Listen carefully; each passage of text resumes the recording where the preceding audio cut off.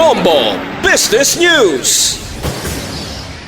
Nagpaandam ang grupo sang Philippine exporters nga magatimbuok ang presyo sang gatong amuman ang balayran sa shipping. Pananglitan magdako pa ang tensyon dito sa Middle East. Suno sa Philippine Exporters Confederation Incorporated o PhilExport ang pagsaka sa presyo sang produktong petrolyo kag ang disruption sa ruta sang aircraft kag barko nga nagakarga sang exports amo ang duha sa nagapanguna nga risgo dala sa nga tensyon sa tunga sang United States, Israel kag Iran nga naglapta pa sa bilog nga Middle East. Vulnerable ang Pilipinas sa fuel price hike suno sa grupo kag nagakahulugan ini nga magasaka man ang balayran sang exporters para sa produksyon, pagbiyahe kag sa logistics. Gindugang man sang grupo nga ang posible nga kinahanglan magpasaka sang shipping rates amo ang export sectors kaangay sa electronics, garments, processed food kag pati sa furniture. Magluwas diri, may posible nga saka man sa insurance premiums kag mas malawig nga transit times.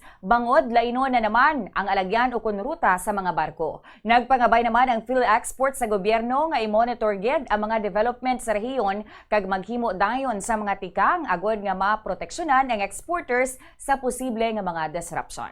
Sa aton nga iban pang balita, sa aton naman nga mga motorista yari ang posible pagsaka sa presyo sang produktong petrolyo. Suno ini sa Department of Energy Oil Industry Management Bureau sa initial pa lang nga paglantaw sadtong Biyernes. Sa gasolina, posible magsaka sang 1 peso and 10 centavos per liter. Sa diesel, posible magsaka sang 50 sentimos sa kada litro. Sa kerosene, posible magsaka sang 90 sentimos sa kada litro. Ginaanunsyo naman sa mga kompanya sang langis ang final nga price adjustment sa kada Lunes o kung subong adlaw. Ipatuman ina epektibo buwas sa aga.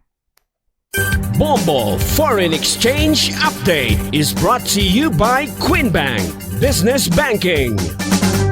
Ini nga exchange rate ginbasa naton sa closing transaction sang Bangko Sentral ng Pilipinas o kun BSP kag Bankers Association of the Philippines o kun BAP sang Biyernes sang hapon. Magabalik ang transaction subong nga aga Marso 2 wala sang transaction sa bilog nga weekend. 57 pesos and 67 centavos baylo sang US dollar, 7 pesos and 36 centavos ang Hong Kong dollar, 45 pesos and 55 centavos ang Singapore dollar, 15 pesos and 35 centavos ang Saudi Riyal, 67 pesos and 90 centavos ang baylo sang euro.